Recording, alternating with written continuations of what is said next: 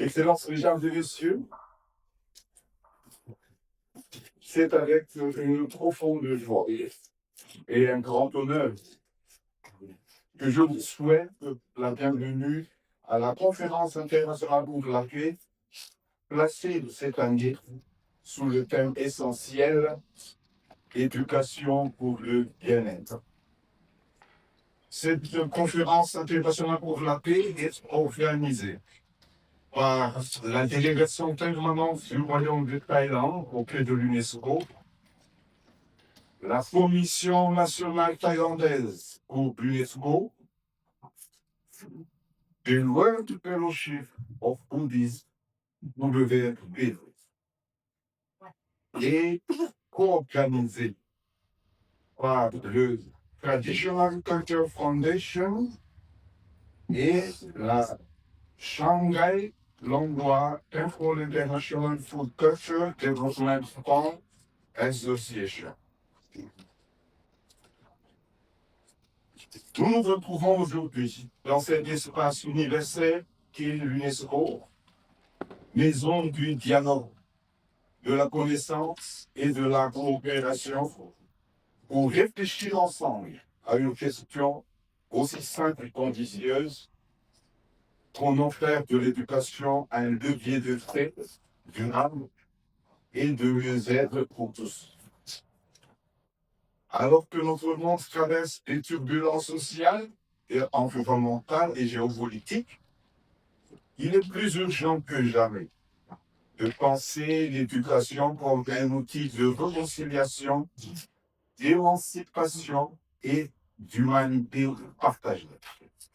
Je vous remercie toutes et tous de votre présence, chercheurs, éducateurs, décideurs, jeunes représentants de la société civile, venus des 4 coins du globe pour participer à cette réflexion collective.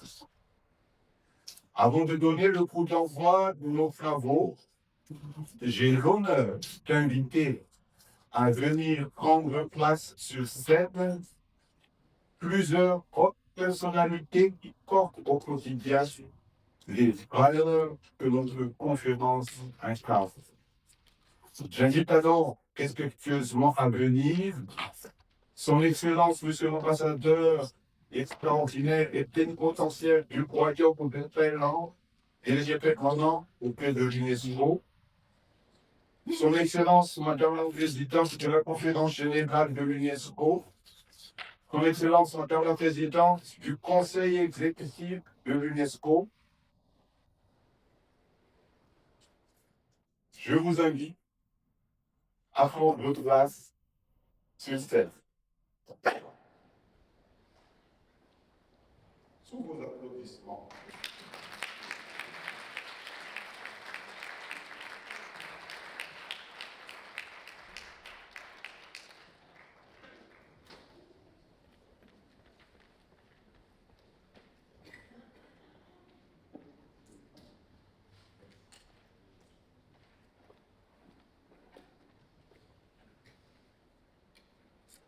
Et maintenant, c'est avec un grand plaisir que j'invite Son Excellence Monsieur Sargon Chabun Souwan, ambassadeur extraordinaire et plénipotentiaire du Royaume de Thaïlande, délégué permanent auprès de l'UNESCO, à prendre la parole.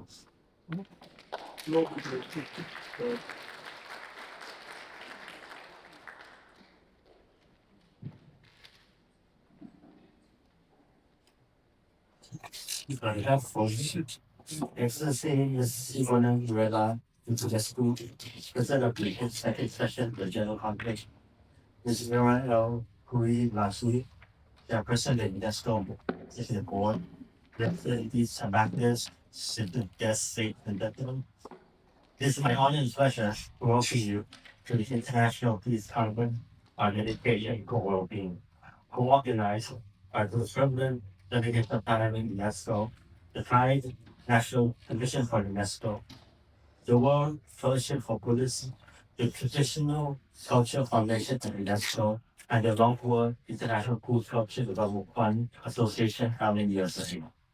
We gather today under the shared mission of UNESCO to do peace through education, dialogue, and mutual understanding, and to address a shared urgent concern, the mental and emotional well-being of our youth. In many countries, including Thailand, mental health among adolescents has become a pressing issue. As highlighted by UNICEF, approximately 1 in 7 Thai adolescents faces mental health challenges. These figures point to the growing importance of integrating emotional and psychological support into educational systems. Thailand recognizes the need for inclusive and responsive policies. As part of our universal health coverage, nationwide efforts underway to expand comprehensive mental health services and ensure access to counseling and counseling-based support. These initiatives reflect a broader national commitment to nurturing the well-being of young people at home, in schools, and in society. Last year's International Peace Conference reminded us that culture, when engaged meaningfully, can be a powerful force for healing and social cohesion. This year, we focus on education as a vehicle to translate such insights to systemic change. Education for well-being empowers young people to process trauma, rediscover purpose, and cultivate resilience. By drawing from traditional cultural values such as mindfulness, compassion, and community care, we help youth transform challenges into strength and isolate cases into belonging. As an example, Hannah's sufficiency economy philosophy, grounded in moderation, mindfulness, and self-resilience, has guided efforts such as the Happy Schools Framework and mindfulness-based approaches in classroom. These initiatives aim to embed well-being into education policy and practice in a culturally relevant and sustainable manner. Excellencies, ladies and gentlemen, as we move forward together, allow me to set three key priorities that guide our collective efforts. First, we must promote policy innovation by integrating well-being into national education frameworks. This should be done through approaches that are culturally relevant and responsive to local contexts, ensuring that mental and emotional health becomes an integral part of the learning journey. Second, we need to invest in educator empowerment. Teachers, counselors, and school leaders should be equipped with the necessary tools and training to identify and support students facing mental health challenges. This includes fostering partnerships with communities and faith-based organizations to strengthen support systems around our youth. Third, it is essential to ensure meaningful youth participation. Young people should not be seen merely as recipients of well-being initiatives, but as active contributors and co-creators in shaping strategies that affect our lives. Their voices and experiences must be central to our work. By advancing these priorities together, we can help build learning environments that are not only academically enriching, but also nurturing, inclusive, and resilient. In closing, I would like to stress my sincere appreciation to our co-organizers and participants for your commitments in placing well-being, peace, and cultural wisdom at the heart of sustainable development. May this conference inspire meaningful dialogue and practical action that benefits all youth across cultures, communities, and generations. Thank you for your time. Merci pour votre attention. Cet après-midi, je vous souhaite cette séance d'ouverture par l'intervention de son Excellence Madame Simone Ramirez, UNESCO, présidente de la conférence générale de l'UNESCO, à qui je cède maintenant la parole. Madame la Présidente.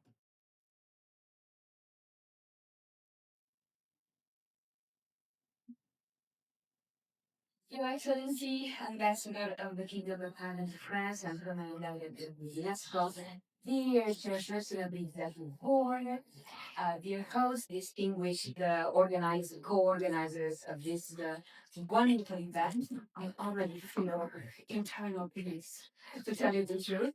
And I was very happy to see the covers of the Romanian flag as the identity, the anthem of the World Fellowship of the Buddhists. Um, Excellencies, dear colleagues and friends, ladies and gentlemen, conflict, polarization, climate disruption, and rapid digital transformations are rising everywhere. Consequently, across continents, young people are facing unprecedented levels of anxiety, isolation, violence, and uncertainty. Sorry that I spoiled this peaceful climate with my dignity, because unfortunately, these are realities. Yes, academic systems still often treat them first and foremost as performers, rather than recognizing their full humanity. And too rarely are there schools and learning systems and learning environments where young people feel safe, seen, and supported. Let me then ask here, what is the true purpose of education? It was not only to prepare us to know the world, but to prepare us to care for it, to care for ourselves, for others, and for the fragile planet we all share. Education for well-being allows us to build this paradigm. It nurtures the emotional, ethical, and social dimensions of every learning. It equips people with the skills, not just to compete, but to connect, to understand the world, and to understand others. At the 2022 Transformative Education Summit, we, the member states, acknowledge that well-being should be placed at the center of our education systems, and that education must prioritize learners' health, emotional resilience, and dignity alongside academic achievement. UNESCO has developed several instruments, as you know, which are at our disposal to be implemented and adapted to our national and local contexts. For instance, UNESCO's strategy on education for health and well-being makes the case that healthy learners learn better, and that schools should be places where students thrive physically, mentally, and socially. The 2023 recommendation on education for peace, human rights, and sustainable development, a normative instrument adopted unanimously by UNESCO's 194 member states during my presidency of the 42nd session of the General Conference. So this instrument calls for embedded well-being, social and emotional learning, global citizenship, and gender equality across all levels of education systems as a sine qua non condition for building peaceful and sustainable societies. UNESCO's extensive work on education in emergencies confirms that education can be a pathway to recovery, reconciliation, and resilience. UNESCO's mental health and psychosocial support initiatives, such as the ones in Ukraine, in Gaza, enhance the psychological and emotional well-being of individuals affected by serious crises. These actions provide essential support to children, teachers, caregivers, and communities, helping them cope with trauma and stress inflicted by conflicts and other crises. And whenever UNESCO does this work, and we member states together with them, we must place girls and young women as the center. Because empowering girls is one of the strongest instruments that a society can make in its own future. And crucially, education for well-being is a form of conflict prevention. Evidence shows that learners who grow up in inclusive, emotionally supportive environments are less likely to engage in violence, less susceptible to extremism, and more capable of dialogue and care. Excellencies, dear colleagues, UNESCO's founders knew that peace begins in the minds of the people. Our gathering today reaffirms that well-being is its first building block, and we shall therefore endeavor to translating the transformative vision of education into practice.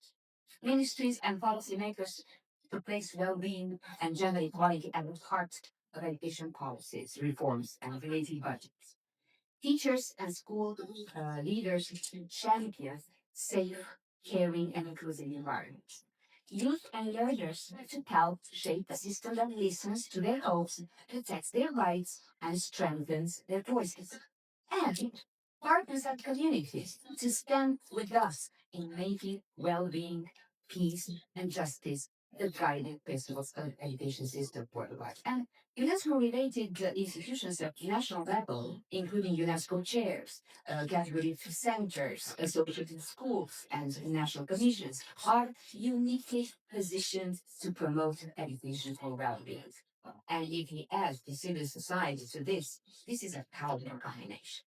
We do not need to imagine a new mandate for education. We only need to fulfill the one that UNESCO embraced 80 decades ago to educate humanity for justice, dignity, and peace. And because when we educate for well-being, we educate for peace.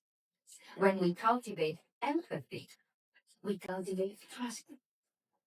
And when we center humanity in our learning systems, we lay the foundation for a more just, more peaceful, and more sustainable future for all.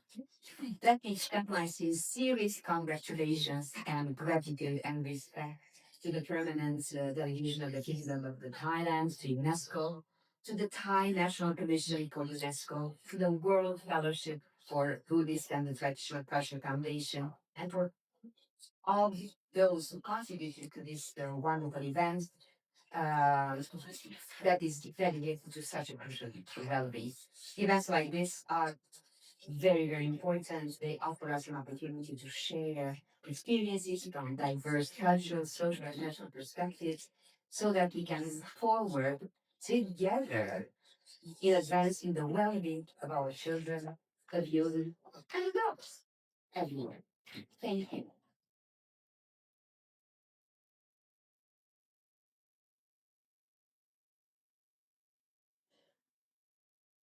Merci, Madame la Présidente, pour ces remarques dans ce vivant.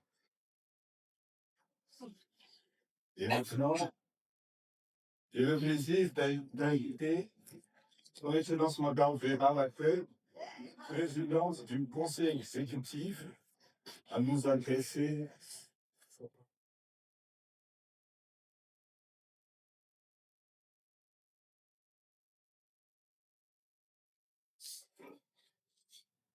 Excellency, Mr. Charles Yuan, another President of UNESCO, Mr. Fa Fai, I, President of the World Fellowship,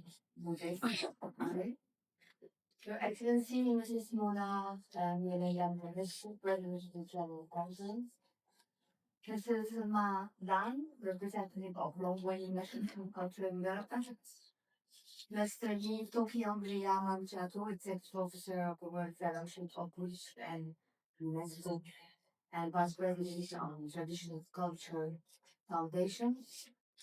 Distinguished colleagues, ladies and gentlemen, I'd like to begin by expressing my sincere gratitude to the Executive Ambassador of Thailand to UNESCO for inviting me to speak at this international conference on education for the June that is organized by the Permanent Asian, the Thai National Mission from UNESCO, and the World Fellowship of Buddhism, and co-organized by the Traditional Cultural Foundation, Long-Way National Food Culture Development Fund, and Associated. The tragic events that have unfolded recently in many regions of the world, including the enduring suffering of children in conflict zones, underscore its urgent truth. Adolescent well-being and mental health must be at the heart of our global agenda. Adolescence is the critical and pivotal stage of life, when the foundations of our mental and physical health are laid. It is during these formative years that stress, poverty, violence, abuse, or even the harmful influence of social media and video games can leave deep and lasting scars. According to the World Health Organization, an estimated 1 in 7 adults aged between 10 and 19 experience mental health issues, most of which remain undiagnosed and without care. These young people facing emotional challenges are often subject to exclusion, discrimination, educational setbacks, risky behavior, and even human rights violations. But adolescence is also a time of opportunity. It is the phase when individuals develop the social and emotional habits that guide their entire lives. Lifelong resilience to interpersonal skills, emotional regulation, and healthy routines around nutrition, sleep, and physical activity. In this context, nurturing supportive environments in families, schools, and communities is not a aspiration. It is absolutely essential. This conference is designed to equip adults with the tools they need: emotional regulation, stress management, intercultural communication, and physical health education. These are no longer academic doctrines. We know now that they are the foundational elements for healthy, balanced individuals who can contribute to peaceful, inclusive societies and sustainable development. UNESCO has already demonstrated how cultural heritage can be powerful means of healing, as mentioned by the incredibility of Jean Carlos. In Gaza, memory has and psychosocial support programs, including puppetry and art therapy, have attempted to help traumatized youth rebuild their emotional well-being. These initiatives underscore what we can achieve when cultural education and peace work hand in hand, and they serve as an inspiring model for global implementation. This conference brings together its pages, mental health professionals, cultural leaders, and decision makers from diverse backgrounds to share best practices. By promoting intercultural dialogue and exchange, we foster understanding, respect, and resilience, and we lay the groundwork for global cultural peace. So the question we must ask is simple: what can we do? The answer lies within our mandate and our political will. We must redesign the education systems to truly support young children's well-being.